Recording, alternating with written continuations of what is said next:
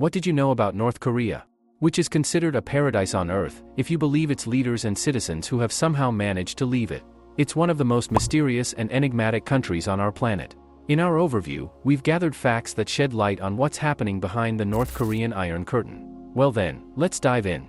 The official name of North Korea is the Democratic People's Republic of Korea, DPRK. Locals call it the country of morning freshness. North Korea is perhaps the last so tightly closed secretive oasis of totalitarianism and dictatorship, where citizens are tiny, insignificant cogs in the huge machine called the Workers' Party of Korea. North Korea holds elections every 5 years, where the ballots list only one candidate. Well, good chances of winning.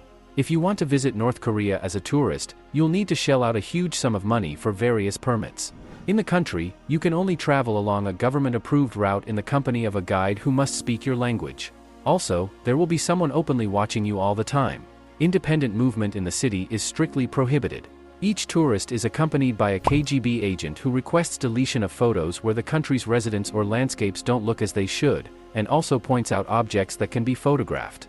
However, before visiting this country, you should think 100 times. For example, recently the North Korean court sentenced an American tourist to 15 years of hard labor, although initially they wanted to give him a life sentence for allegedly taking down a political poster from a wall. For us, it's a little prank. For North Koreans, it's the most terrifying crime. In North Korea, there is its own internet, the so-called Pyongyang computer network. It contains only filtered articles of scientific and technical nature.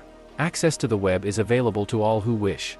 North Korea has a Department of Propaganda and Agitation that controls all communications.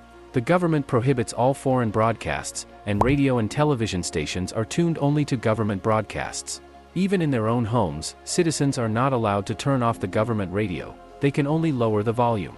Military service is mandatory in North Korea, lasting 5 years in the army or 4 years in the navy. Public executions are regularly carried out in the country, which is already considered normal among the population. North Korea ranks second to last in the Press Freedom Index. Worse is only in African Eritrea. A 6-day workweek and an additional day for compulsory volunteer work guarantee that the average citizen has virtually no free time.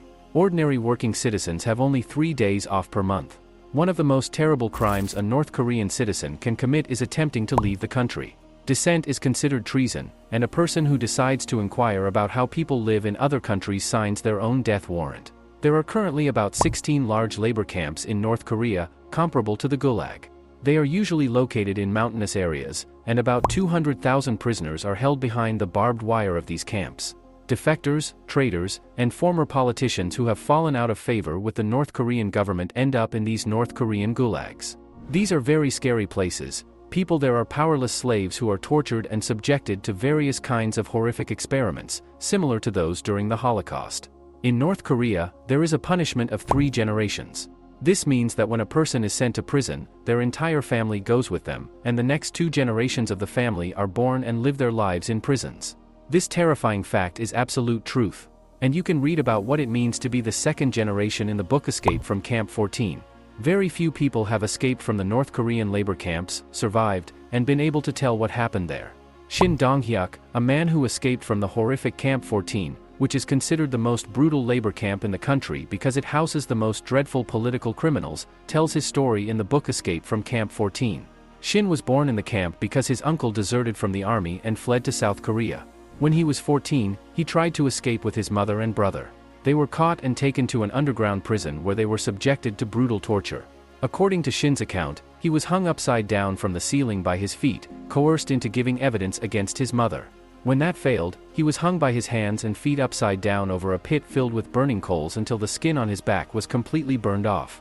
During breaks between interrogations, he was thrown into a tiny concrete cell. Hundreds of people have endured torture in North Korean prisons. The North Korean economy is in decline, with virtually no interaction with foreign markets, hence there is practically no export.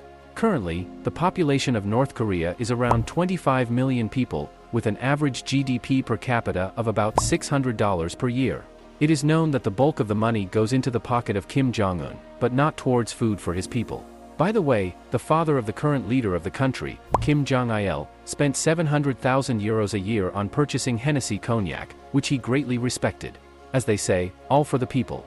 In December 2011, after his death, friendly trials began in the country against people who didn't mourn enough at his funeral.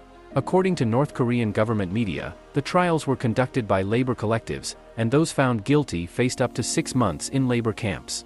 The capital of North Korea, Pyongyang, is a utopian city for the elite. The city's borders are patrolled by armed guards to keep out the lower classes of the country's population. Most Pyongyang residents live in luxury, at least by the standards of this country. Nevertheless, even for the 3 million citizens of the upper class, electricity is only turned on for an hour or two a day. Sometimes, especially in winter, electricity is completely cut off as 1 million people struggle with the cold. Most homes outside Pyongyang are not even connected to the power grid. This is clearly visible in nighttime photographs from space. China and South Korea are lit up with lights, while North Korea is a solid dark spot. Many North Korean citizens flee to neighboring countries. China's official policy is their deportation back across the border. In their homeland, such refugees are either eradicated or sent to labor camps for many decades. Unlike China, South Korea implements a policy of almost absolute amnesty. All North Korean defectors who are not criminals are immediately granted citizenship, professional training, and psychological counseling for those who need it. Refugees are offered a monthly allowance of $800. Employers who hire them can expect a bonus of $1,800. All that North Koreans need is to provide documents confirming their citizenship. But even in the absence of such documents, authorities usually turn a blind eye to it. After all, refugees from the camps do not have any documents whatsoever. Idolatry in North Korea is such that a portrait of Kim Jong-il is the second thing ordinary citizens must save in case of a fire after themselves. There are even special bunkers for statues in case of war. North Korea is called the most corrupt country in the world, along with Afghanistan and Somalia. Almost 6 million people in North Korea suffer from food shortages, and 33% of children are chronically undernourished. However, in North Korea, the production, storage, and consumption of marijuana are completely legal and recommended by the Ministry of Health as a healthier alternative to tobacco. Tourists tell stories of marijuana bushes growing freely on the roadside. And this is 100% true, so to speak, getting high instead of eating. The total length of roads in the country is 26,000 kilometers, of which only 724 kilometers are paved. So, only about 3% of roads are covered with asphalt. Honestly, it's not really needed there. Very few people in the country own personal vehicles. The majority travel either by bicycles or on old public transportation.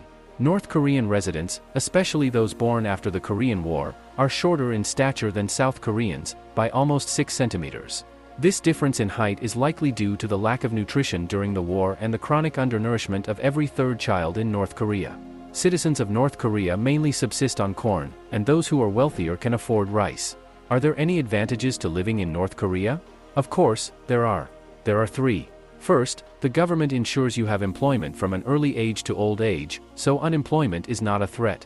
Second, North Korea ranks 4th in the world in terms of the size of its army, with 1,200,000 personnel, almost 5% of the country's total population. 30% of the budget is spent on the military. Well, such a happy life needs proper protection. And the third advantage is free healthcare in North Korea. However, there is a severe shortage of medications, modern equipment, and even doctors. Thanks for watching, friends. Be sure to like this video, or else in the next life, you might be born in North Korea. That's all for today. Until next time.